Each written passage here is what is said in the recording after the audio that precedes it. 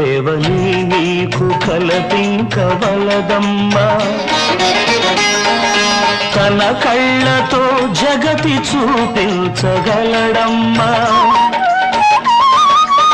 కళ్ళు లేవని నీకు కలపింకవలదమ్మా తన కళ్ళతో జగతి చూపించగలడమ్మా